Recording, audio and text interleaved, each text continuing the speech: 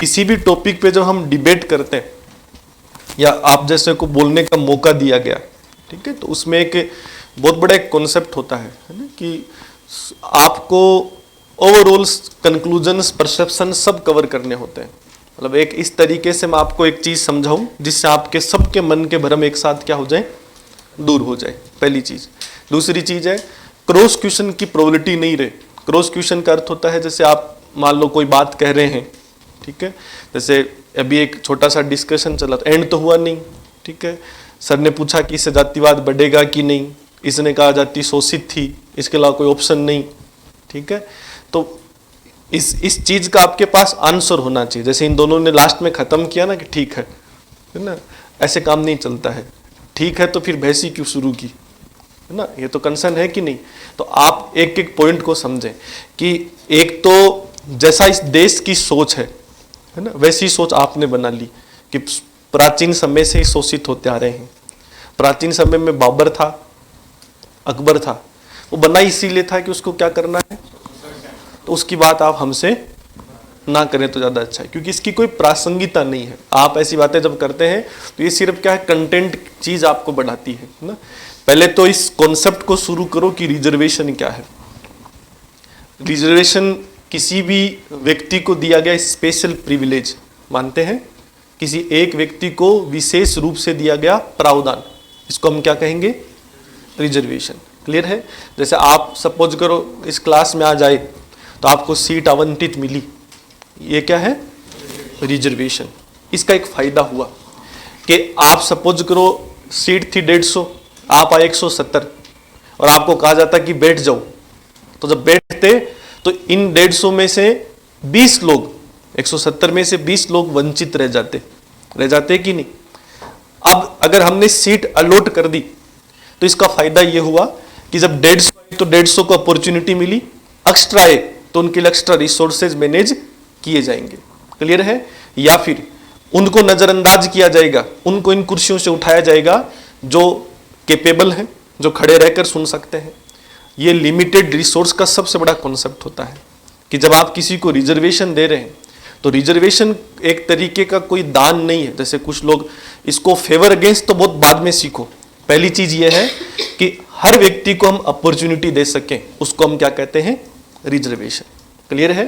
जैसे आपको सीट संख्या मिली है, सीट का रिजर्वेशन है, हाँ या ना।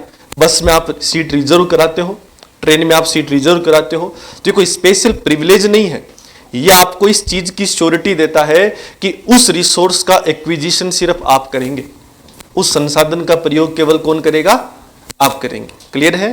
तो ये एक तरीके की आपको अपॉर्चुनिटी दे रहा है कि भाई आप उस सीट पर बैठकर 5 घंटे आराम से इस क्लास में सुन सकते हैं। ये क्या हो गया, रिजर्वेशन। तो ये कॉन्सेप्ट कभी भी नेगेटिव नहीं हो सकता। पहली चीज तो इसको खत्म करो दिमाग से कि आरक्षण चीज ही बुरी है। आरक्षण बुरी चीज नहीं है। कैसे है, आपके सामने आरक्षण का सबसे पॉजिटिव पॉइंट है कि लिमिटेड रिसोर्सेज में भी आपको अपॉर्चुनिटी मिले, उसको हम क्या कहेंगे, आरक्षण। यही होता है, हाँ या ना। ट्रेन में 100 सीट है, 100 रिजर्व हो जाती हैं, तो फिर वेटिंग दिखाता है कि रिजर्व दिखाता है। इसका अर्थ क्या है कि रिसोर्स समाप्त हो चुके हैं और अब आपको हम अपॉर्चुनिटी देने में कैपेबल नहीं है। ठीक है, कोई सीट खाली हुई तो हम आपको देंगे। आगे बात समझ में। अब सवाल है कि प्रायोरिटी किसको दी जाए। एक स्टेट के हिसाब से सोचिए। अब आप पहले क्या होता था, अब क्या होता है। जैसे वो ग्रुप सी और डी वाला कॉन्सेप्ट मैंने इसीलिए जानने की चाहत रखी कि उसके दिमाग में अगर कहीं ऐसा है कि ये जो लो क्लास वर्ग जिनको आप मानते हैं ये रिजर्व हो गए हैं कि यही क्लास करेगी, तो ये सच नहीं है। याद रखिएगा, ये सच नहीं है। इसलिए सच नहीं है कि ये जातीय समीकरण पहले थे। अब हर व्यक्ति को क्या है, आर्थिक रूप से संपन्नता चाहिए। याद रखना, आज 4th ग्रेड की जॉब जिसको हम चपरासी कहते हैं, हो सकता है किसी जमाने में कोई SC ST के लिए कोई ऐसे फिक्स मान लो तुम्हारे समीकरणों में, पर आज ऐसा नहीं है। आज कोई भी व्यक्ति इसको भी पसंद करना स्वीकार कर लेता है अगर उसको मिल रही है तो आप ये तो भूल जाओ कि कोई जातीय समीकरण है। अब सवाल है कि आप रिजर्वेशन देंगे तो किसको देंगे, कि आप किसी को स्पेशल प्रिविलेज दें। लिमिटेड रिसोर्सेज हैं कि नहीं है, हैं। लिमिटेड रिसोर्सेज पर अगर मैक्सिमम आउटपुट है, मैक्सिमम आउटपुट है। जैसे एक लाइन आपने क्या गूगल की दागी है सारी कि वह राष्ट्र क्या जो आपको पिछड़ा होने की प्रेरणा दे रहा है ना? हम कहाँ दे रहे हैं? हम तो इस पिछड़ेपन को दूर करने की प्रेरणा दे रहे हैं। पर इस राष्ट्र का आबादी मात्र 135 करोड़ है और रिसोर्स क्या लिमिटेड है। तो रिसोर्स लिमिटेड है तो हमें सबको रिसोर्स इक्वली देना संभव है कि नहीं? नहीं है। इक्वली देना संभव नहीं है, इसीलिए हमने कॉन्स्टिट्यूशन में रिसोर्स की गारंटी दी कि नहीं? नहीं दी। पर हमारा मकसद क्या था कि हम आप पर राज करेंगे, शोषण करने के लिए कि आपको शोषण से मुक्ति देने के लिए, मुक्ति देने के लिए। इसीलिए हमारे संविधान में शोषण का सिद्धांत अपनाया गया कि न्याय का सिद्धांत अपनाया गया? न्याय का सिद्धांत। अब उस न्याय को हमने पूछा कि न्याय से आप क्या समझते हैं, तब हमने दुनिया का अध्ययन किया और हमने अध्ययन किया कि हमारी नजरों में सब बराबर होंगे, ये न्याय है। क्लियर है? तो हमने दूसरे राष्ट्र का संविधान पढ़ा और उसमें हमने एक नई चीज पढ़ी कि सबको एक नजर से देखना न्याय नहीं है, जो पिछड़ा है उसको बढ़ावा देना भी क्या है? न्याय है कि नहीं है? अब आप समझते हर चीज है, बस आप उसको लाभ से जोड़कर देख रहे हैं। लाभ बहुत दूर की बात है कि सपोज करो अब सीट फुल है और अगर कोई प्रेग्नेंट वुमेन आकर इस बात को सुनना चाहती है और वो 20 मिनट खड़े खड़े सुन रही है, तो वो न्याय नहीं है। असली न्याय क्या है कि आप में से कोई सक्षम उस सीट से खड़ा हो जाए और उसको बैठने का अवसर दे। क्लियर है? यहां सुनना था, आप खड़े होकर सुन सकते हैं और वो बैठकर सुन सकती है, उसकी ऑब्लिगेशन है। तो अगर आप किसी बैकवर्ड को मौका दे रहे हैं तो ये रियल सेंस में क्या है? जस्टिस है। तब हमने इस जस्टिस का कॉन्सेप्ट ही बदल दिया कि न्याय, समानता, इक्वलिटी, ये सब ऊपरी ढांचा है जो आप समझ रहे हैं कि कानून सबके लिए बराबर होगा ना। असली न्याय, असली समानता ये होगी कि हर व्यक्ति को बराबर का क्या दिया जाए? अवसर। और बराबर का अवसर मिलने का अर्थ है कि हर व्यक्ति के पास संसाधन होने चाहिए कि नहीं? आप सब लोग सपोज करो इस फीस देकर बैठे हैं, कोई एक व्यक्ति बाहर से आया, उसने इच्छा रखी कि भाई मुझे भी बोलना है, तो हमने सपोज करो उसको अवसर दिया। क्लियर है? अब उसने इतनी बातों में एक पीड़ा बताई कि भाई मेरे पास संसाधन नहीं है पर मैं पढ़ना चाहता हूं। तो हो सकता है कि असली न्याय, समानता तुम्हारी भाषा में तो क्या कहती है कि भाई फीस देगा तो हमारे बराबर बैठेगा, वरना नहीं। पर मेरी नजरों में मैंने असली न्याय तब किया कि जब उसके पास पैसा नहीं था तो उसको पढ़ने का अवसर दिया। क्लियर है? तो ये जो मेरा अवसर देना है, ये समानता का उल्लंघन कर रहा है कि समानता को बढ़ावा दे रहा है? ये पॉजिटिव सेंस है। क्लियर है? तो अगर हम किसी पिछड़े को बढ़ावा दे रहे हैं तो ये अच्छी चीज है कि बुरी चीज है? अच्छी चीज है। अब सवाल है कि सबसे बड़ा संदेह कि पिछड़ा कौन है, ये संदेह है कि नहीं है? तब इस पूरे समाज का, देश का हमने मूल्यांकन किया तो बहुत से लोग हैं, हमारे पास रिसोर्सेज नहीं थे उस समय इतने कि हम एक एक व्यक्ति को जस्टिफाई कर सके। आज है मेरे पास कि आप में 200 लोग बैठे हैं, 200 लोगों में से मैं आइडेंटिफाई कर पाऊं कि कौन पिछड़ा है और कौन पिछड़ा नहीं है। पर 200 करोड़ हो तो आसान है कि मुश्किल है? और एक नए राष्ट्र में तो संभव है कि नहीं? नहीं है। तब हमने माना कि पिछड़ा कौन है, अवसर किसको नहीं मिल रहा। तो उस समय की स्थिति यह है कि आर्थिक रूप से कोई बहुत बड़ी प्रतिस्पर्धा है कि नहीं?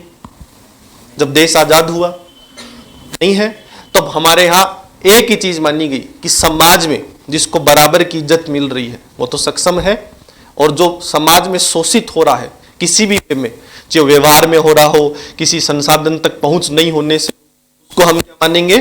शोषित। यही है। तो उस पिछड़े को अगर हमने मूल्यांकन किया तो हमारे सामने कंक्लूजन निकला कि समाज के अंदर कुछ लोग ऐसे हैं जो सामाजिक शोषण का शिकार है। किसका शिकार है? सामाजिक शोषण का। क्लियर है? अब सामाजिक शोषण का अर्थ है, जैसे तुम लोगों ने सबने बात की, जैसे मैंने तुम्हारी 2 बातों पे बिल्कुल सिरे से खारिज कर दिया जब आपने ये कहा कि जालोर में पानी पीने के लिए बच्चे ने, सपोज करो टीचर ने मार दिया। मैं एक टीचर होने के नाते नहीं, मैं एक मान के चलो 8वीं पास हूं तो भी मैं इस बात को एक्सेप्ट नहीं करूंगा कि ऐसा संभव है। याद रखिएगा, यह आपकी सोच है जो कहती है कि 2022 में कोई किसी को पानी पीने के लिए कर सकता है, ऐसा संभव नहीं है। याद रखिएगा। अब क्यों बोल रहा हूं इतना कॉन्फिडेंस से? क्योंकि वो जो सोशल एक्सप्लॉयटेशन जिसकी आप बात कर रहे हैं वो बहुत पहले उस कानून के डर के साथ समाप्त हो चुका है। बहुत पहले क्या हो चुका है? समाप्त। जैसे आप कभी भी किसी टॉपिक जो बहुत पिछड़ा हो उसको नहीं समझ पाते हैं तो मॉडर्न टॉपिक से समझिएगा, उससे आपको उसकी प्रासंगिकता समझ में आ जाएगी। जैसे आपने 2 दिन से एक घटना आप अखबार में पढ़ रहे होंगे ना, एक महिला सरदा नाम सुना होगा, तो उसके सपोज करो किसी पार्टनर ने उसकी हत्या कर अलग अलग टुकड़ों में कर दिया। अब आप उसको अलग अलग लोग नाम दे रहे हैं, कोई लव जिहाद का नाम दे रहा है, कोई किसी चीज का, कोई संस्कृति पर भाषण दे रहा है, कोई माता पिता के संस्कार पर भाषण दे रहा है। तो ये किसी को एक तराजू में तोलने का तरीका नहीं है, याद रखिएगा। क्यों नहीं है? क्योंकि आप संकीर्ण सोच रहे हैं, आप बहुत संकीर्ण सोच रहे हैं। मेरी नजरों में बहुत स्पष्ट वो एक अपराधी है, बस उसने एक अपराध को अंजाम दिया है। और अगर ऐसा अपराध केवल एक जाति एक धर्म में हुआ हो, तब तो मैं मानूं कि धर्म प्रेरित है, तब तो मैं मानूं कि जाति प्रेरित है। जब इस देश के आंकड़े उठाकर देखूं तो ऐसे अपराध तो रोज हो रहे कि नहीं हो रहे। सुध शर्मा भी हो सकता 35 टुकड़े कर दे, तो आप तो मानते थे कि वो तो इसके लिए बना हुआ ही नहीं है। हिंदू धर्म में भी ऐसा संभव है। ऐसी चीज आपको उस समाज से सोचनी है। क्या हम आज इतना भी ऊपर नहीं उठे कि किसी को पानी पीने से रोक दें? ऐसा कतई संभव नहीं है। पर 1947 की स्थिति ये सच है कि ग्रामीण इलाकों में खास कर या पिछड़े इलाकों में ऐसी आबादी है जिसको हम कहेंगे कि सामाजिक रूप से शोषित है। अब इसका एकमात्र इलाज जो आपके दिमाग में चल रहा है, जैसे इसने कहा कि हमें मानसिकता में परिवर्तन करना होगा, हमें लोगों की सोच में सुधार करना होगा। क्लियर है? अब ये सोच कैसे सुधरेगी, जैसे एक उदाहरण देता हूं, ठीक है? इसको किसी जाति धर्म से संबंध जोड़कर मत देखिएगा। आपने एक शब्द सुना कि एक आतंकवादी होता है और वो मुस्लिम होता है, और ऐसी अवधारणा पूरी दुनिया में फैली, पूरी दुनिया में फैली। ऐसी अवधारणा 2 कारणों से फैलती है। पहली कि एक लोगों के पास आंकड़ों का अभाव हो। आंकड़ों का अभाव होने का अर्थ है, जैसे मैं आप जैसे से सपोज करो, आपने तो टिका दिया कि सारे आतंकवादी मुस्लिम होते हैं, ठीक है? तो हिंदू राष्ट्रों में फिर टेररिज्म क्यों है, ठीक है? या केवल यही है तो शिया सुन्नी तो दोनों मुस्लिम के ही भाग हैं, तो दोनों एक दूसरे के दुश्मन क्यों हैं? तो ये हम कहेंगे आंकड़ों का अभाव। दूसरा होता है परसेप्शन, जो समाज में बना आ रहा हो। पर आंकड़ों का अभाव का समाधान है। समाधान होने का अर्थ क्या है? जैसे एक उदाहरण आपको, और क्योंकि चीजें भटक रही है, समेटने की कोशिश करना कि किसी ने भारत जोड़ो यात्रा शुरू की, हो सकता है पॉलिटिकली फेल है, पर किसी ने आंकड़ा भटकाकर उस आदमी की सोच को गिराने की कोशिश की कि वो 40,000 की टी शर्ट पहनता है। फर्जी आंकड़ा है। और 40,000 की टी शर्ट पहनना कोई गुनाह है कि पहन सकता है? लॉजिकल है। पर जैसे ये चीज फैली तो किसी ने इसका एंटीडोज दिया। एंटीडोज होने का अर्थ है किसी ने 58,000 का मफलर की फोटो भेजी, किसी ने 70 लाख रुपए का तेंदुआ दिखाया, है ना? तो ऐसे में ये जो खेल हुआ तो एंटीडोज हुआ, तो ये फेक डाटा या फेक परसेप्शन चल नहीं पाया। तब आपने एक नई चीज पर बात करना शुरू कर दिया कि कुछ भी पहनाओ, जिस उद्देश्य से चला उस पर बात करो। तो ये परसेप्शन आज संभव है क्योंकि आज हम टेक्नोलॉजी केपेबल हैं, आज हम लोग आंकड़ों से जुड़े हुए हैं, आज हम लोग एक दूसरे से प्लेटफॉर्म्स के जरिए जुड़े हुए हैं। पर 1947 के भारत में जब एक वर्ग, जाति, धर्म किसी भी आधार पर यदि शोषित हो रहा है, उसका सामाजिक शोषण हो रहा है, तब आप कह रहे हैं कि लोगों की मानसिकता सुधार कर इनको हम शोषण से मुक्ति दिलाएंगे। संभव है कि नहीं? और मानसिकता कैसे सुधरेगी? भाई आपकी मानसिकता मजबूत कब होगी? कि जब आपको ये पता चले कि केवल सपोज करो आपने कहा मुस्लिम लोग आतंकवादी होते हैं, तब मैंने आपको एक उदाहरण दिया केपीजे अब्दुल कलाम कौन था, तब आपकी आवाज दबी, तब आपने एक चीज कही साहब कुछ कुछ होते हैं। क्लियर है? बाद में तो कसाबी होते हैं, ठीक है? फिर मैंने एक लंबी लिस्ट जारी की कि दुनिया के 20 नोबेल पुरस्कारों में से 16 नोबेल पुरस्कार के विजेता कौन है? मुस्लिम। क्लियर है? दुनिया के 100 वैज्ञानिकों में से 80 वैज्ञानिक कौन है? मुस्लिम। दुनिया के अंदर भारत में 650 आईएएस बनते हैं, उनमें से 300 आईएएस कौन बनते हैं? मुस्लिम। क्लियर है? अब जब ऐसी चीज बनी, आपके सामने ऐसा परसेप्शन आया, तब अब आपको काउंटर जवाब मिला। अब आप क्या कर देंगे? एक अवधारणा बदल देंगे कि मुस्लिम आतंकवादी होता है। बदल देंगे कि नहीं? तो आपको दुनिया की मानसिकता बदलने के लिए आप कोई चौपाल नहीं लगा सकते, आप कोई डॉक्टर से बीमारी का इलाज नहीं करा सकते। आपको दुनिया में ऐसी पावर, ऐसे उदाहरण पेश करने होंगे जिससे लोग सोचने को क्या हो जाए? मजबूर हो जाए। क्लियर है? तो समाज का वह शोषित वर्ग जिसके हाथ का कोई पानी नहीं पीता, समाज का वह शोषित वर्ग जिसको कोई काम देता है तो खाने की कीमत पर काम देता है। और ये 2000 के दशक की हालात है, यानी 2002, 4, 5 तक, जब तक नरेगा नहीं आई तब तब तक इस देश की स्थिति ऐसी थी कि ऐसे लोग केवल गांव में सुबह शाम का खाना मिल जाए, कोई 10-20 रुपए मिल जाए, इसके लिए भी काम करने को क्या है, तैयार है, मजबूर है। आप इस मजबूरी का क्या उठा रहे हैं, फायदा। ये जातीय फायदा है कि मजबूरी का फायदा है, मजबूरी का, याद रखिएगा। जैसे आज इसी को अगर मैं महिला सशक्तिकरण से जोड़कर देखूं, तो जब तक इक्वल अपॉर्चुनिटी नहीं आई, इक्वल जॉब क्रिएट नहीं हुई, हर जगह इक्वल स्टेटस नहीं मिला, तो जब वुमेन काम करने पर आई, कम सैलरी, क्लियर है, अधिक समय तक काम करना और कार्यस्थल पर शोषण का शिकार होना, 3 बुनियादी चीजें हैं जो पहले से चली आ रही हैं। इसमें तो कहीं जाति नहीं है, इसमें तो कहीं धर्म नहीं है, पर यह शोषण है। तो ये जो शोषण है, याद रखिएगा, विकल्पहीन होगा तो शोषण होगा। क्लियर है। आपकी व्हाट्सएप चैट मेरे पास हो, चाहे आप कितने बड़े उच्च जाति के हो, है ना, तो अगर आपकी कमजोरी मेरे हाथ में है तो आपका शोषण करना मेरे लिए आसान है कि मुश्किल है, आसान है। क्लियर है। सपोज करो गुरुजी की भी आपके हाथ लग गई, क्लियर है। अब गुरुजी ने आपको डराया, आपने रिवर्स में भेजा, ठीक है, कि देख ले तू तो शादीशुदा, हम तो गैर शादीशुदा है, हमारा तो निभ जाएगा तेरा भविष्य, तब फिर क्या होगा, एक समझौता। क्लियर है कि तू तेरी जिंदगी में मस्त, मैं मेरी जिंदगी में मस्त। क्लियर है। ये तब हुआ जब उस शोषण से क्या मिली, मुक्ति। तो आप खुद सोच कर देखिए कि जो समाज का पिछड़ा वर्ग है, आप कह रहे हैं कि 200 साल 250 साल से चली आ रही मानसिकता में अचानक परिवर्तन हो जाए, लोग इज्जत करने लगे, लोग उनके हाथ से पानी पीने लगे, ऐसा हो पाए। पर गौर करके देखो 2022 में आप, जैसे इसने कहा ना, मैं उस पॉइंट तक जाना नहीं चाहता था, पर आप समझ सके कि आपके घर में काम करने के लिए जो खाना बनाने आती है या आता है, कभी जाति पूछ कर देखिएगा। क्लियर है। यदि आप अपने बाप दादाओं की उस रूढ़िवादी तरीके के आधार पर चलें तो आपको खाना नसीब नहीं हो। क्लियर है। आपकी नाली साफ करने के लिए कौन आता, उससे जाति पूछिएगा। अगर आप उस रूढ़िवादी तरीके से चले तो शायद वो नाली आपकी जिंदगी में साफ नहीं हो।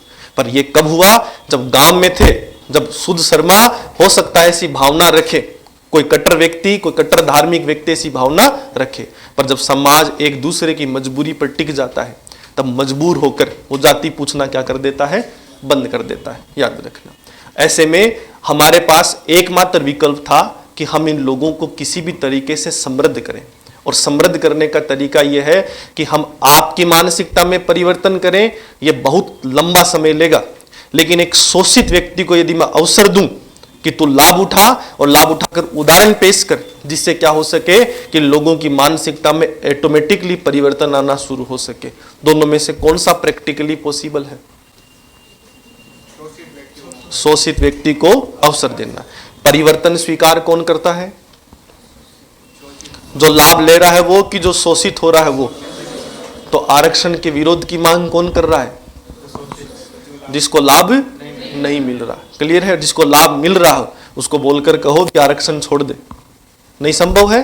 तो ऐसी स्थिति उस समय थी, जैसी स्थिति आज आपकी है, ऐसी इस आजाद भारत की है कि एक वर्ग ऐसा जो शोषित है, और शोषित आदमी अपनी पहचान बदल लेता है। याद रखना, अंग्रेजों के जमाने से जब आप भारत इतिहास पढ़ोगे तो दक्षिण भारत में जब उन्होंने स्थापन किया, तो जो गैर ब्राह्मण थे, ब्राह्मणों से शोषित थे, और गैर ब्राह्मणों को उन्होंने ऑप्शन दिया कि आप अगर ईसाई बनेंगे, आप धर्म परिवर्तन करेंगे, आप अंग्रेजी सीखेंगे, तो आप अंग्रेजों की हुकूमत में नौकरी पाएंगे।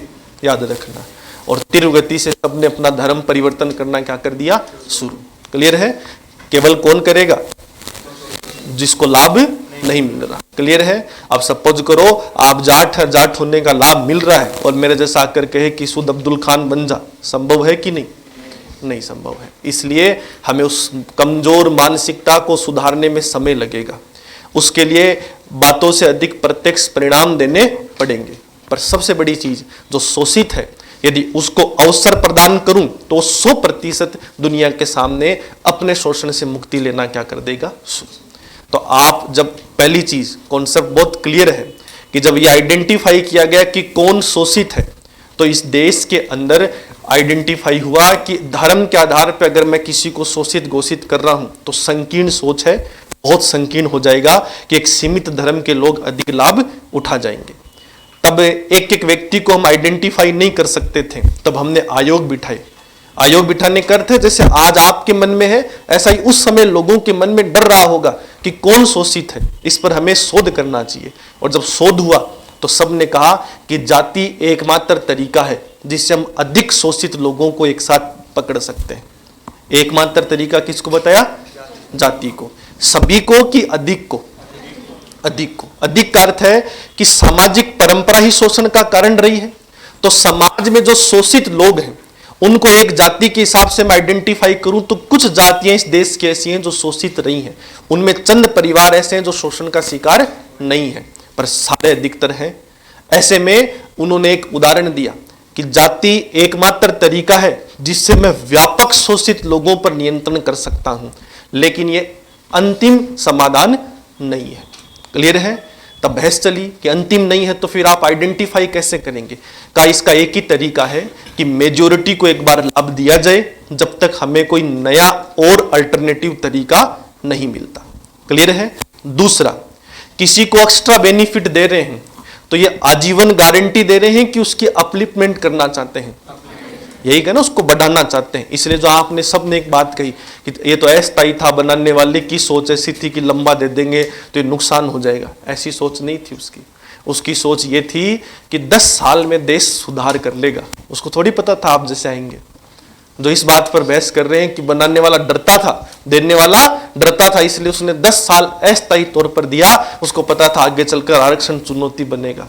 ना, उसकी सोच ऐसी थी कि 10 साल में पिछड़े आगे आ जाएंगे, समाज स्वीकार करेगा क्योंकि अंग्रेज शोषण करते थे, हम संविधान से चलते हैं, कानून का राज होगा तो लोग सामाजिक शोषण का बहिष्कार समाप्त कर देंगे, सामाजिक शोषण नहीं करेंगे, सबको अवसर मिलेगा, सम्मानता आएगी, फिर सब गधे घोड़े बराबर दौड़ेंगे। क्लियर है? उसने थोड़ी कहा था कि घोड़ों को जंजीर लगा दो, गधों के अंदर इंजेक्शन लगा दो, कभी नहीं कहा।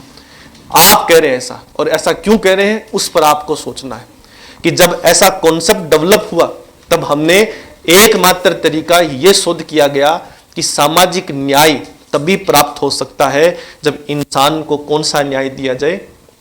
आर्थिक न्याय। आपने अपनी डिबेट में एक बात कही कि एक पंचायत एससी की रिजर्व महिला चुनाव जीत गई तो ये राजनीतिक न्याय है कि नहीं? और फिर भी कहां बैठी है? जमीन पर। तो मैं कहता हूं इस आरक्षण का लाभ मिला कि नहीं? नहीं मिला। क्यों नहीं मिला? गौर कर देखो। राजनीति में चुनाव जीतकर आगे 2 एससी के आपस में लड़े, लोगों के पास समाधान था, किसी एक बाहुबली ने एक एससी को सपोर्ट कर दिया, दूसरे ने दूसरे को, तो नाम के सरपंच रहे। आज भी जब महिला सशक्तिकरण की बात चली, 33% स्थायी आरक्षण दिया गया कि पंचायत राज में महिला को लागू करेंगे तो महिला मजबूत होगी, और सरपंच पति आया, प्रधान पति आया, है ना, और जो सरपंच बनी उसको पता ही नहीं कि मैं बन गई क्या, है ना। तो आप खुद सोचो कि राजनीतिक न्याय ये सब अंतिम परिणाम है, पर मायावती एससी की है कि नहीं? किसी की मजाल है उसको नीचे बिठा दे। 4000 करोड़ की संपत्ति रखती है, इसलिए कितने करोड़ की? गुलाम बना ले आप जैसों को, याद रखना। तो दुनिया में अंतिम सत्य है जो आप स्वीकार करेंगे कि सामाजिक न्याय या राजनीतिक न्याय तभी संभव है जब आदमी के पास कौन सा न्याय हो? आर्थिक न्याय। क्लियर है कि जब आदमी गरीबी से मुक्ति ले लेगा, याद रखना, दुनिया का कोई आदमी उसका शोषण नहीं कर सकता। 2 कारण है कि वह जाति, याद करो, जो खाने पीने के लिए नौकरी कर रही है, अगर उसको 200 रुपया 300 या सरकार दिहाड़ी दे रही है तो क्या वो किसी की गुलामी करेगी? और गुलामी नहीं करेगी तो क्या किसी शोषण का स्वीकार होगी? परिवर्तन जब होता है तो शोषण बाध्य है, याद रखिएगा। क्यों होता है? क्योंकि परिवर्तन स्वीकार कौन करता है? जो शोषित हो रहा है वो, कि जो शोषण कर रहा है वो? जो शोषित हो रहा है वो तो स्वीकार करेगा। तो एक एससी का व्यक्ति पैसा कमाने के बाद घोड़ी पर बैठकर हो सकता है बारात निकाल ले, क्लियर है, पर उसको पहला रोकने का प्रयास कौन करेगा? सभी लोग, कि वह लोग जिनकी प्रतिष्ठा दांव पर लगी है। तो वो जाहिर सी बात है कब तक करेंगे? जब एक बार ऐसी घटना होगी, 2 बार ऐसी घटना होगी, पर ऐसी अवधारणा बदलेगी कि 2023 तक 22 तक आप पढ़ेंगे कि ऐसे SC ST का बना हुआ कि पुलिस सुरक्षा में गुजर रहा है। लगातार 5 दिन जब अखबार का कवरेज हुआ तब अजमेर के अंदर एक सरपंच ने, जो राजपूत थे, उन्होंने अपने गांव में जो दलित है उसको घोड़ी पर बिठाकर खुद निकलवाया। क्यों? क्योंकि उसको पता है ये चेंज जो है, लोग इससे मुझे इज्जत देंगे। तो शोषण जो है वो किसी का अंग का एक तरीके का, याद रखेगा, परिवर्तन ही स्वीकार करेगा जो शोषित है, और परिवर्तन का विरोध वही करेगा जो शोषण कर रहा है। क्लियर है? एक बहुत बड़ी आबादी है बीच में, जिसको तुम्हारी तरह दर्शक कहते हैं, याद रखिएगा। परसेप्शन ये बनाते हैं, न तो शोषण करने वाला और ना शोषित होने वाला। क्लियर है? पर हम परसेप्शन किसके पक्ष में बनाएंगे? अगर शोषित जीत गया तो किसके पक्ष में? शोषित के। और अगर शोषण करने वाला जीत गया तो किसके पक्ष में? तो आपके सामने उदाहरण है कि किसी अल्ताफ ने किसी सरदा की हत्या कर दी। क्लियर है? तो शोषण करने, हम जैसे दर्शक ने एक नया कॉन्सेप्ट जारी कर दिया लव जिहाद का। क्लियर है? और उस बच्ची की तरफ से देखेंगे तो हो सकता वो अपराधी हो। तो क्या पता अगर हम सब अचानक खड़े हो जाते कि धर्म से कोई संबंध नहीं है, जिसने ऐसा नरसंहार किया हो उसको हमें सजा देनी चाहिए, तो आगे एक नया परिणाम निकल कर आता हमारे दबाव से कि हम लव जिहाद की जगह महिला सुरक्षा की बात कर रहे होते, हम धर्म छोड़कर हम ये बात कर रहे होते कि ये कोई संस्कृति की चुनौती नहीं है कि आप अपनी इच्छा से किसी के साथ रहना चाहो, पर उसको ये आज़ादी किसने दी कि 35 टुकड़े कर सकता है? किसी ने नहीं। पर यह हमारी भूल है। तो जो परसेप्शन है ये कब बनता है?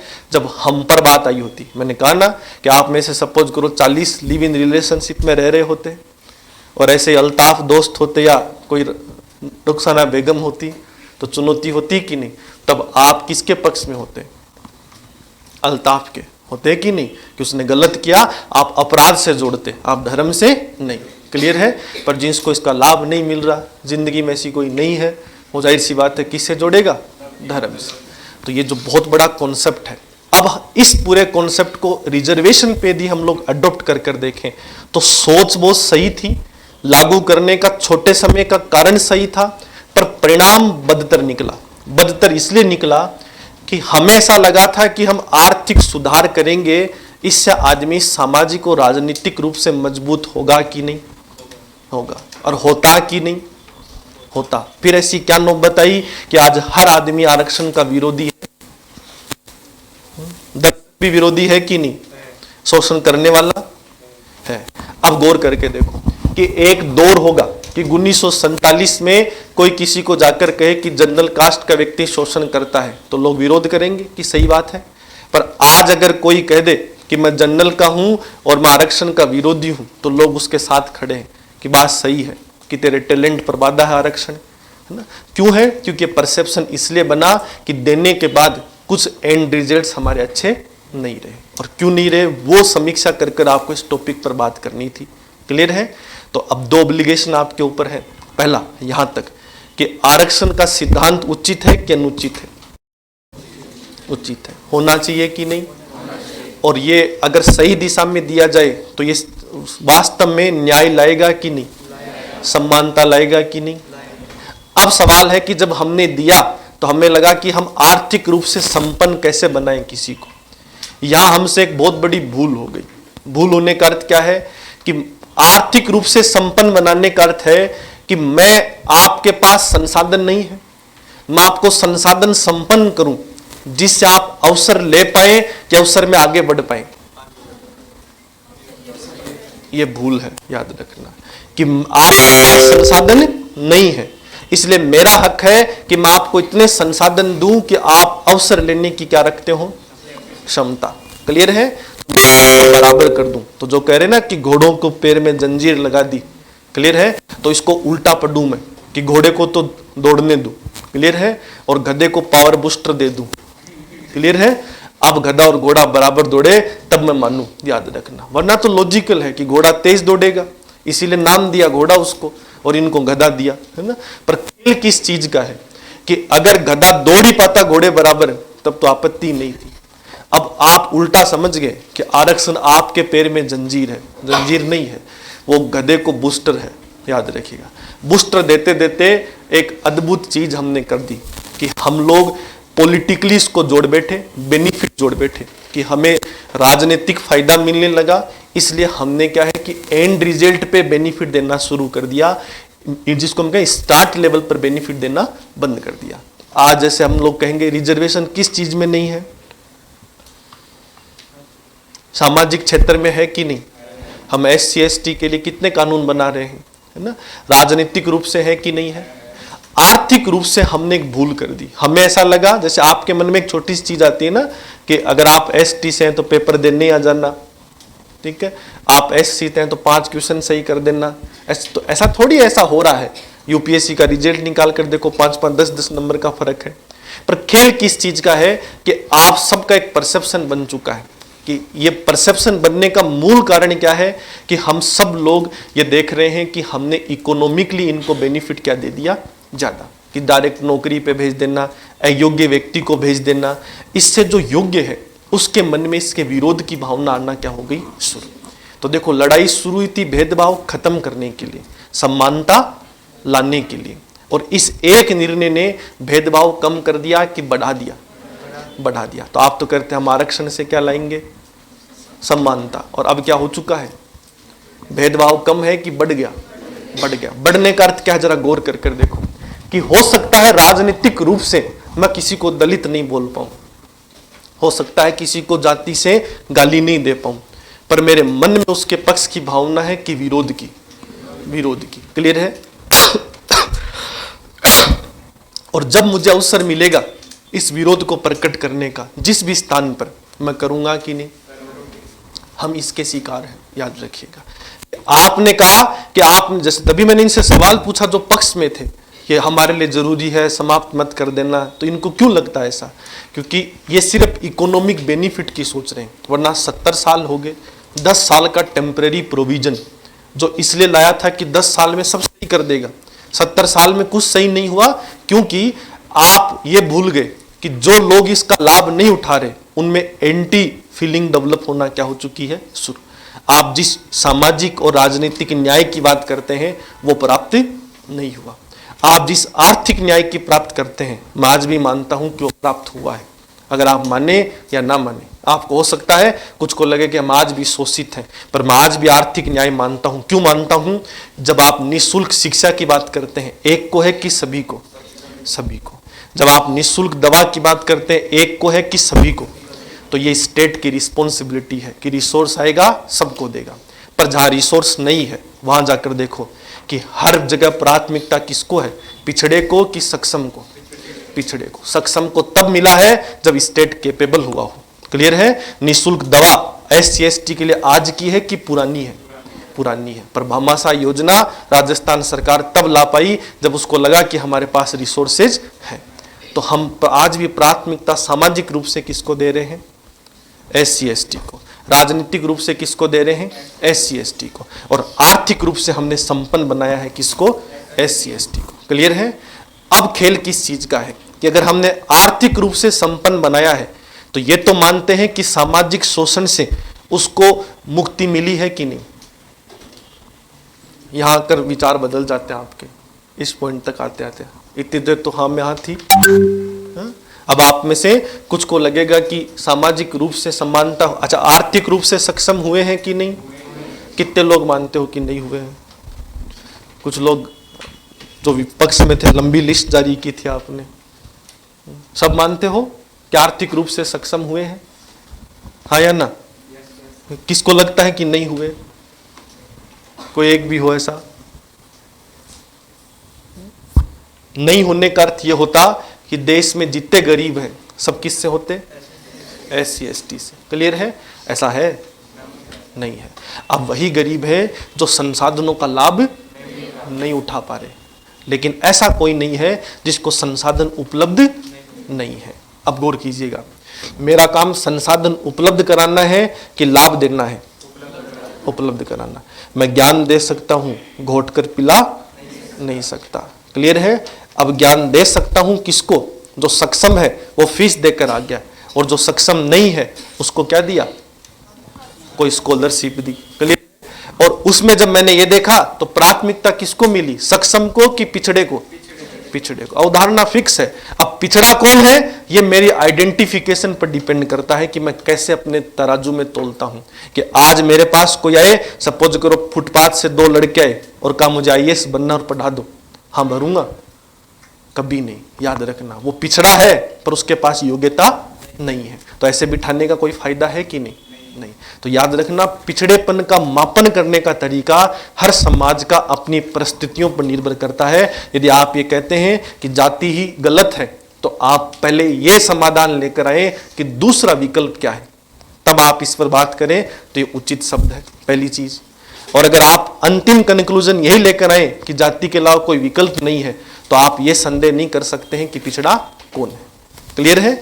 और जिस चीज को आप कह रहे हैं कि अंतिम थोड़ी है, केवल जाति थोड़ी है, तो देने वाला पहले दिन से यही कह रहा है कि जाति अंतिम नहीं है, पर इसको घसीटो नहीं, जितना जल्दी खत्म हो जाएगा तब हम वास्तविक फायदा देना क्या कर देंगे, शुरू।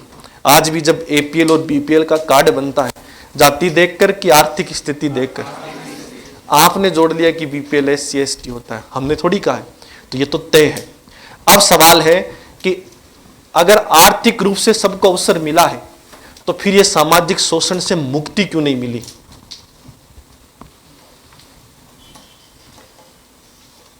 अच्छा, सामाजिक रूप से शोषित होते हैं कि नहीं होते हैं? जैसे अब आप इसको समझिएगा कैसे होते हैं कि उस स्कूल का बच्चा, सच में ऐसा हुआ होगा कि मटके से पानी पी गया और मास्टर ने ठोक दिया, इतना ठोक दिया कि मर गया है?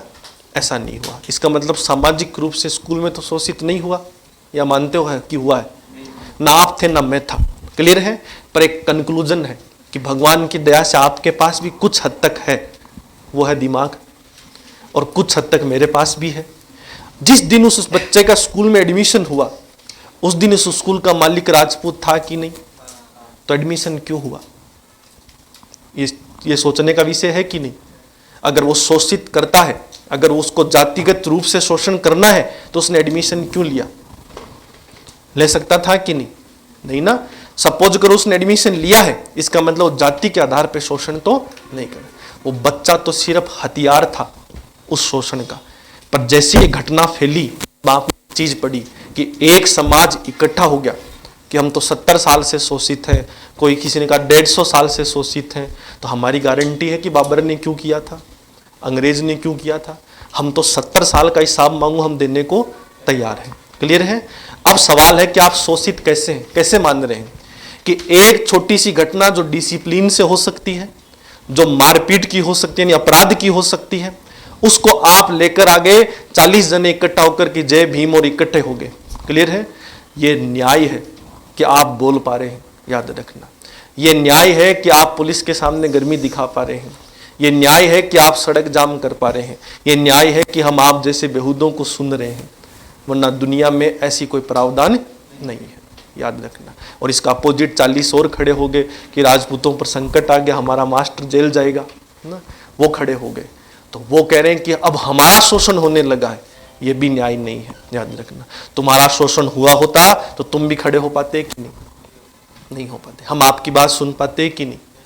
तो खेल क्या है कि सामाजिक रूप से स्वीकार्यता बढ़ी है कि नहीं? नहीं बढ़ी। यह सबसे इंपॉर्टेंट चुनौती है कि सामाजिक रूप से हो सकता है आज एससी का लड़का आईएएस बन जाए, आईपीएस बन जाए, कोई अच्छी पोस्ट पे चला जाए, पर फिर भी वह जब समाज में निकलता है तो उदाहरण पेश कर पा रहा है कि नहीं? नहीं कर पा रहा है। कारण क्या है कि सामाजिक स्वीकार्यता मिल रही है कि नहीं? नहीं। किस कारण से नहीं मिल रही? श्योर हो? तो ये तो तय है, इसी पे तो बहस चल रही है ना। पर ये सामाजिक स्वीकार्यता क्यों नहीं मिल रही? अच्छा, राजनीतिक रूप से स्वीकार्यता है कि नहीं है? श्योर हो? राजनीतिक स्वीकार्यता समझते हैं कि एक एससी एसटी का आदमी अपनी बात कह सके, इसी को कहेंगे राजनीतिक न्याय। एससी एसटी का आदमी अपनी बात को रिप्रेजेंट करवा सके, इसी को कहेंगे। हर मंच तक पहुंच सके, तो ऐसी स्वीकार्यता इस देश में है कि नहीं है? आर्थिक रूप से संपन्न है कि नहीं? संपन्न होने का अर्थ ये नहीं कि करोड़पति हैं, वो आपका काम है, मेरा काम है अवसर देना। अब उस संसाधन का लाभ उठा पाओ। भाई क्या ऐसा है क्या कि ये चीज एससी को नहीं मिलेगी इस देश में? ये कोई आपने ये सुना कि नौकरी देंगे? ये सुना क्या कि ये नौकरी एससी के लिए नहीं है, इस जगह का पानी एससी के लिए नहीं है? आपने सुना कि इस जगह की ये संसाधन एससी के लिए नहीं है? ये तो दो चीजें तो तय हैं कि जो स्टेट कर सकता था वो तो स्टेट ने कैपेबली किया है कि हमने आपको सोशल तौर पर इकोनॉमिकली जस्टिफाई किया है कि नहीं? अपॉर्चुनिटी दी है कि नहीं? और पॉलिटिकली हमने आपको जस्टिफाई किया है कि नहीं किया है। अब चुनौती सिर्फ एक जगह है कि आप जहां रहते हैं वह समाज आपको स्वीकार नहीं कर रहा, यही तो तय है ना। और वो समाज क्यों स्वीकार नहीं कर रहा, इस पर चिंतन करो, बस बात खत्म। याद रखना, आप गलत चीज पर चिंतन मत करो कि आरक्षण जरूरी है वरना सांसें अटक जाएंगी, क्लियर है। या इस चीज पर चिंतन मत करो कि इनको दे दिया, हम जैसे घोड़ों के क्या है जंजीर डाल दी, घोड़े में बहुत ताकत होती है, जंजीर तुड़वा लेता है। याद रखना, इतनी ताकत होती है क्योंकि बारात में देखा होगा ना कि दोनों आंखें बांध के रखते हैं, सीधा दिखाते हैं, कितना भटकता है, इतनी ऊर्जा होती है कि दूल्हा लेकर फरार हो सकता है। तो जो सक्षम है उसके पास तो बहुत अपॉर्चुनिटी है, याद रखना। तो ये जो आप ज्ञान पेल रहे हैं कि हम आरक्षण की वजह से नौकरी नहीं मिली, आप पढ़े नहीं इसलिए नहीं मिली, याद रखना। तो ये तो तय है। अब बस कमजोरी किस चीज की है कि हम सामाजिक रूप से आज भी स्वीकार नहीं कर पा रहे हैं उस शोषित व्यक्ति को, या कर पा रहे हैं, नहीं कर पा रहे। और ये चीज एक को सोचनी है कि दोनों को, दोनों को। और क्यों नहीं कर पा रहे हैं, बस इसी का आपका इस आरक्षण के टॉपिक का जवाब है। खेल पूरा यही खत्म है। यहां तक आपने मुझसे जितना सुना वो 100% रिजर्वेशन के फेवर में है कि नहीं है, और होना भी चाहिए। यानी ये तो तय है कि रिजर्वेशन होना चाहिए कि नहीं होना चाहिए, क्लियर है। पर अब सवाल है कि इतना कुछ देने के बाद भी यदि हम सोसाइटी में चेंज नहीं कर पा रहे हैं तो फिर कहाँ कमी रहेगी, या तो लेने वाले में, या जिसको प्राप्त नहीं हुआ उसमें, और या फिर देने वाले में, क्लियर है। देने वाले ने तो कहा था कि सबको अवसर दूंगा, आर्थिक रूप से सक्षम बनाऊंगा, राजनीतिक रूप से सक्षम बनाऊंगा, और सामाजिक रूप से क्या बनाऊंगा, सक्षम। तो देने वाला कितनी जगह सफल हुआ, 2 जगह, लेने वाला 2 जगह, क्लियर है। और जो इस चीज जिनसे मिला है, जिनसे छीन कर दिया गया है, उसने भी 3 में से 2 चीजें तो स्वीकार कर ली हैं कि आज नौकरी में एक्सेप्टेबल है, आज राजनीतिक रूप से एक्सेप्टेबल है, पर सामाजिक रूप से स्वीकार्यता मिली है कि नहीं मिली, नहीं मिली। तो वो क्यों नहीं मिली,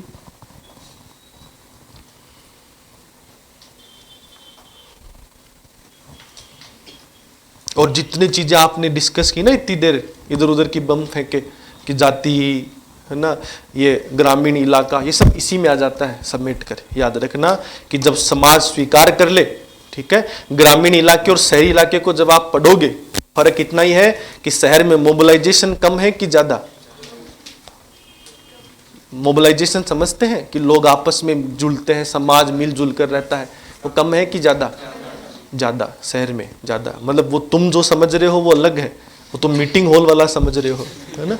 यहाँ अर्थ है कि डिपेंडेंसी ऑफ सोसाइटी वो क्या है, ज्यादा। हम एक दूसरे पर क्या है, निर्भर है। सपोज करो कि हम 3 पुरुष बैठे हैं, क्लियर है, और हम तीनों इस रूढ़िवादी सोच के हो कि हमें महिला पसंद ही नहीं, क्लियर है, शादी कैसे होगी, क्लियर है। तो उस आड़ में इसको स्वीकार करना पड़ा कि नहीं। धीरे धीरे हो सकता है कि जब अब सपोज करो कि मैं इस समीकरण पे चलूं कि मेरे यहाँ कोई महिला नौकरी कर ही नहीं सकती, इस समीकरण पे चलूं, तो सपोज करो सारे पप्पू मिले, है ना, जिनको कुछ आता नहीं, और 4 योग्य मिले जो महिला है, तो अचानक मेरे अंदर क्या परिवर्तन आएगा। मैं कहूंगा कि महिलाएं भी कम नहीं, याद रखना, ये परिवर्तन मेरे लाभ का है, याद रखना। तो शहर का समाज क्या है, अजीब सा समाज है। सब्जी लेने गए और शर्मा जी ने पूछ लिया किस जात के हो, क्लियर है, और सामने वाले कहा साहब उच्च कैटेगरी का SC। अब शर्मा क्या करे, सब्जी छोड़ दे कि भाग जाए, है क्या करेगा, लेगा कि नहीं लेगा। एक बार सपोज करो शर्मा ने हिम्मत दिखाई भाग गया और नहाकर आया गंगा जल से, क्लियर है। घर के बाहर जैसे ही निकला और वापस किसी ने छू दिया, है ना, और उससे पूछ लिया शर्मा ने किस जात के हो, उसने कहा SC के। शर्मा फिर गया, फिर नहाने गया और फिर गंगा जल छिड़क कर आया, क्लियर है। जैसे घर के बाहर निकला फिर 2 ने हाथ लगा दिया। तो शर्मा पूरी जिंदगी नहाएगा थोड़ी, है इतना गंगा जल थोड़ी है, याद रखना। खेल किस चीज का है कि शर्मा का अंदर का शुद्ध शर्मा तब निकलता है जब वो डिपेंडेंसी समाप्त हो जाती है, यानी वो शहर छोड़कर जब गांव चला जाता है, जब उसकी किसी पर निर्भरता नहीं है, याद रखना।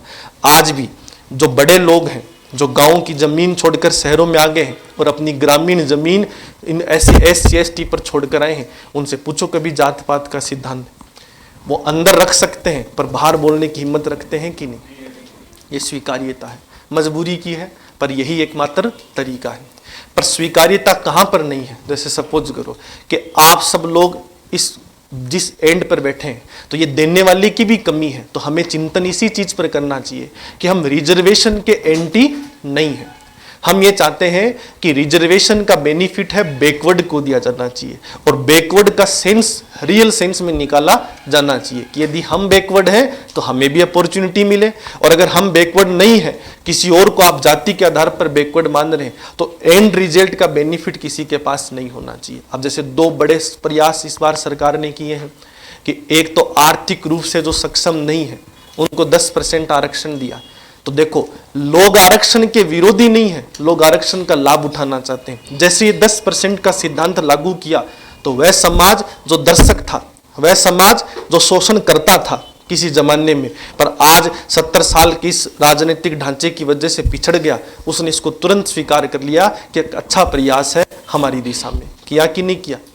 अब हमने तुरंत इसको क्या ध्यान रखा कि आर्थिक रूप से जो है, अब ये स्वीकार्यता हमारे अंदर तब बढ़ेगी, याद रखना। जैसे आप में से कुछ ने एक उदाहरण और भी दिया, मैंने लिखा कि इंटरकास्ट मैरिज बढ़ेगी तो इससे स्वीकार्यता बढ़ेगी।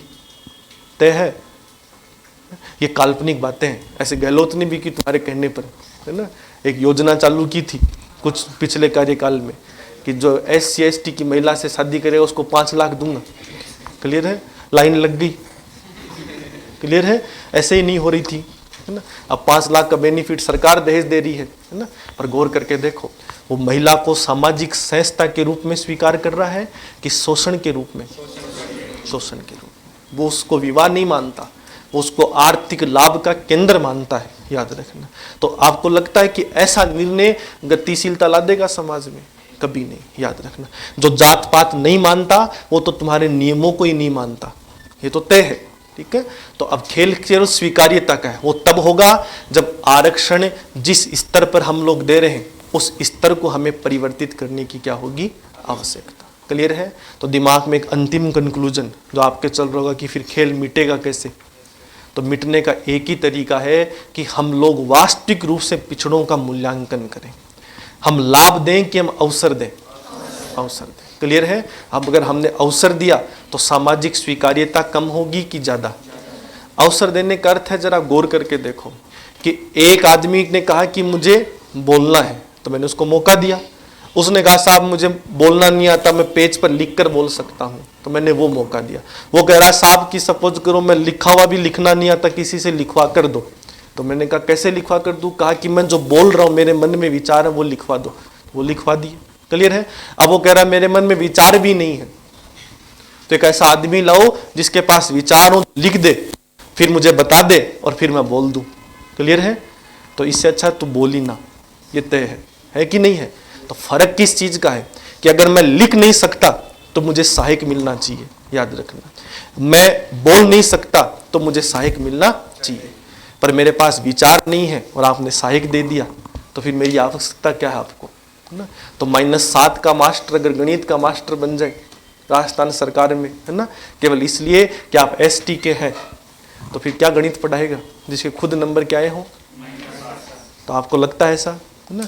तो अगर सरकार ये कहे कि 40% जरूरी है, 40% क्या है? जरूरी है। 100 टीचर बनाएंगे जिसमें से 50 पर खुली प्रतिस्पर्धा होगी कि कोई भी बनेगा। क्लियर है? जैसे एक छोटी सी बात अभी आप लोगों ने बहुत बड़ी दागी, क्योंकि क्या अधूरा ज्ञान है। एक ने बोला सा पॉइंट में कि 10% हाल ही में जनरल कैटेगरी के लोगों को आरक्षण दिया है। ऐसा है? वो सबको है, याद रखिएगा। वो जो किसी भी जात का हो, याद रखना, किसी भी जात का हो और आर्थिक रूप से क्या हो? कमजोर हो, तो ये सही डिसीजन लगा सबको। क्लियर है? पर इसका जो इम्पैक्ट है, इम्पैक्ट का अर्थ है कि नेचर ऑफ रिजर्वेशन बिल्कुल सही है, हमारे यहाँ डिस्ट्रीब्यूशन ऑफ रिजर्वेशन बिल्कुल क्या है? गलत है। या आप कहेंगे एक्सेस है। एक्सेस होने का अर्थ है कि आप अवसर दें।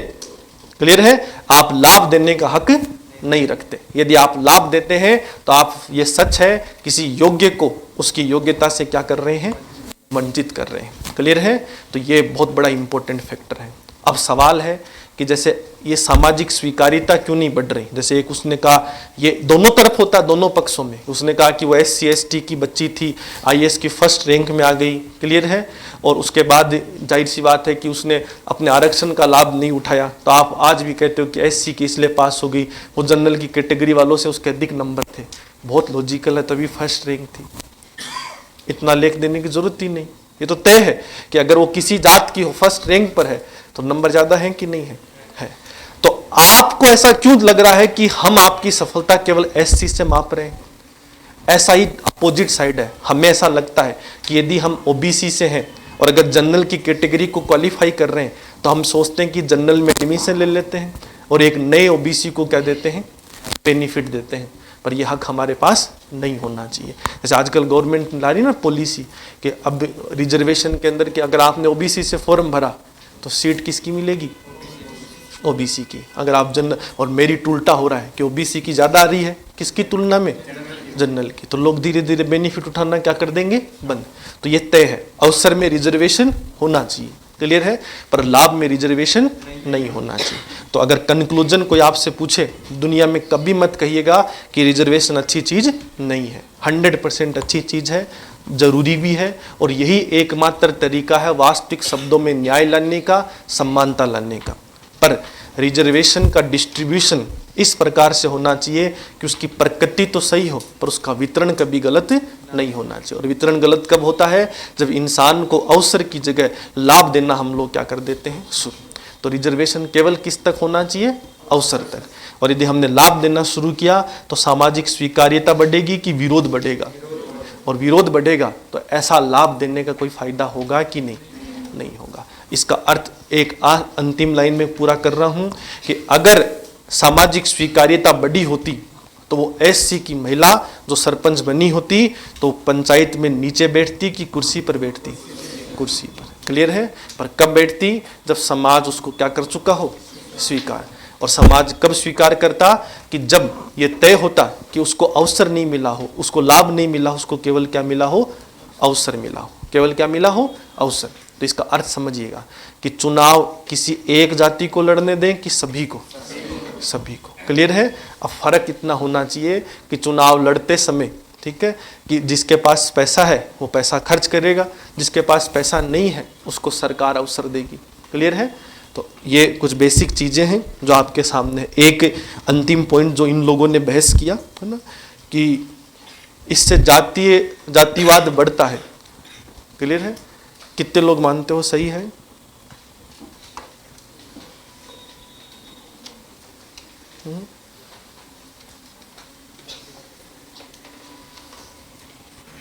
आरक्षण से जातिवाद बढ़ता है?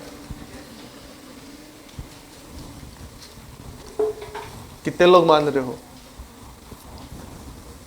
नहीं बढ़ता?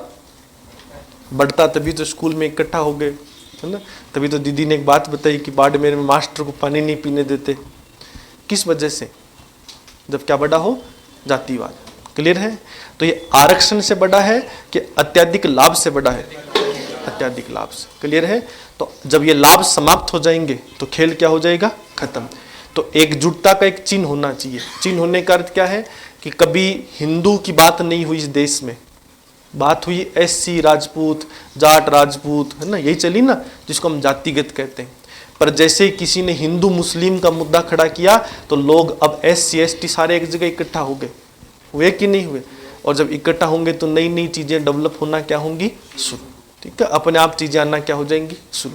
जैसे एक अंतिम घटना आपको एक बताता हूँ, आपने सुनी होगी SC ST केस एक्ट जो है, सुना कि एक एक्ट था 1955 का।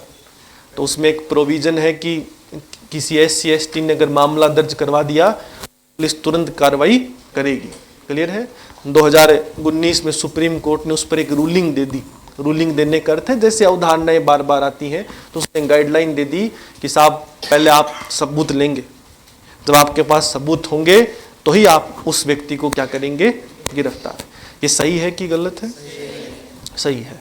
जैसे ही ऐसा खेल हुआ, किसी ने कहा कि साहब आप तुरंत प्रभाव से, ये तो हमारे 70 साल के शोषण को बढ़ावा दे देगा, यही तो एक कानून था जो हमें जिंदा रखता था, क्लियर है। हमारे तो जाति पर ही संकट आ जाएगा और हमारा शोषण क्या हो जाएगा, बढ़ जाएगा। तो अब सभी भीमों को इकट्ठा होकर नया भीम लाना होगा और पूरे देश में बंद करने की घोषणा कर दी गई। क्लियर है? अब जब पूरे देश में बंद करने की घोषणा कर दी गई तो इस देश में दो चीजें देखने को मिली कि उन्होंने तारीख डिसाइड की, इतनी तारीख को सब लोग अपने अपने शहर में ऐसे इकट्ठा होंगे और सब लोग विरोध करेंगे किसका? इस कानून का। क्लियर है? तब कुछ नए निकले जय करनी माँ का नाम लेकर, है ना, और कहा तुम्हारी हिम्मत कैसे हुई कि तुमने ऐसी घोषणा कर दी, तुम बंद कर कर तो दिखाओ, है ना, तुमको राजपूतों की लाशों से गुजरना होगा, है ना। और बीच में पुलिस खड़ी है ना, वो कह रही पहले हमारी लाश से तो गुजरो, है ना, क्योंकि उसके ऊपर दो बात देता है कि जो धरना देने आया है उसको धरना देने देंगे कि नहीं देंगे। आर्टिकल 19 क्या कहता है? देने देंगे कि नहीं, तो व्यवस्था पूरी करेंगे। पर वो धरने में जब हिंसा करे तो उसको समेटेंगे कि नहीं समेटेंगे। और जो कह रहा मेरी लाश के ऊपर से गुजरना होगा उसको रोकना होगा कि नहीं रोकना होगा। पर वो भी विरोध प्रदर्शन कर सकता है कि नहीं कर सकता है। क्लियर है? ये स्वीकार्यता का भाव है, याद रखना। क्यों है?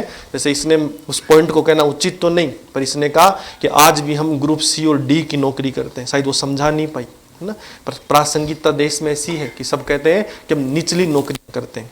ये हमारी गलती है, ये किसी योग्य व्यक्ति की गलती है, ये आपकी गलती है कि आप कम पढ़े लिखे हैं। और अगर आप ये कहते हैं कि हमें अवसर नहीं दिया गया तब आप हमें बेवकूफ़ बना रहे हैं। ये तो तय है, ये तो तय है कि जिस बुनियादी दौर से हम गुजरे हैं उसी दौर से आप गुजरे। हाँ, मैं ये हमेशा स्वीकार करूंगा कि आप सामाजिक स्वीकार्यता के अभाव में रहें कि नहीं, पर स्टेट ने यह 100% सॉल्यूशन दिया है कि आपकी जीवन में बाधा तो हमने किसी को बनने नहीं दिया, अगर आप अपने में चलेंगे तो। अब आप चाहते हैं कि समाज आपको तुरंत सर पर उठा ले, ऐसा तो संभव नहीं है। ऐसा तब संभव होगा जब समाज गतिशील बनेगा। समाज क्या बनेगा? गतिशील। एक जिले का कलेक्टर SC का, लोग जात पूछते हैं उससे, पता ही नहीं चलता कि किस जात का है, पर उसको लोग स्वीकार करेंगे कि नहीं? तो आप वहां पहुंचो, हम आपको क्या करेंगे? स्वीकार करेंगे। क्लियर है? ऐसा कभी, पर जब आप संकीर्णता दिखाएंगे कि कानून पता ही नहीं कि 1955 का क्या है, तो हो सकता है आपको भी संकीर्णता का क्या करना पड़े?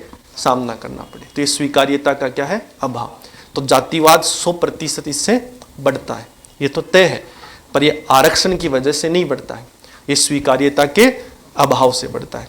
आरक्षण ना तो जातिवाद कम कर रहा है, जातिवाद बढ़ा रहा है। और एक बहुत बड़ा तथ्य है जो अंतिम तौर पर आपको याद रखना है कि जाति का कोई संबंध आरक्षण से नहीं है।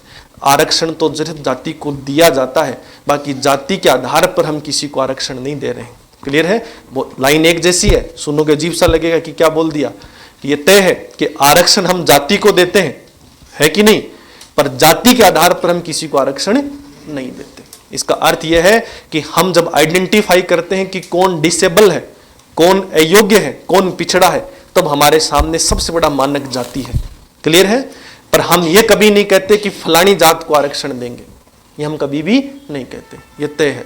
तो अब सवाल है कि आप उस जात की प्रतिस्पर्धा से ना निकलकर, आप अपनी आर्थिक सामाजिक चुनौतियों से निकलकर अगर अपने आप का एक रिप्रेजेंटेशन करेंगे तो समाज अपने आप स्वीकार करना क्या करेगा? शुरू। और गतिशीलता बहुत बड़ी चीज़ है। इसको एक अंतिम चीज़ के उदाहरण के साथ समाप्त कर रहा हूँ कि आपने सुना कि हिंदू और मुस्लिम विरोधी हैं, पर जब किसी कावड़ की यात्रा में, किसी शोभा यात्रा में, किसी धर्म की यात्रा में और किसी दीपावली पर यदि मुस्लिम ने हिंदू के लिए पलकें बिछाई, है ना, तब आप देख रहे हैं कि गतिशील समाज हो रहा है कि नहीं। अब हिंदू ये कहने से कतराता है कि मुस्लिम ही केवल आतंकवादी हैं, कतराता है कि नहीं। लेकिन कारण क्या है कि आपने गतिशीलता दिखाई, हम भी गतिशीलता दिखाएंगे। पर गतिशीलता अपोजिट तब हो जाती है जब एक दूसरे की स्वीकार्यता पर चुनौती बनना क्या हो जाती है? शुरू। क्लियर है? बहुत बहुत धन्यवाद।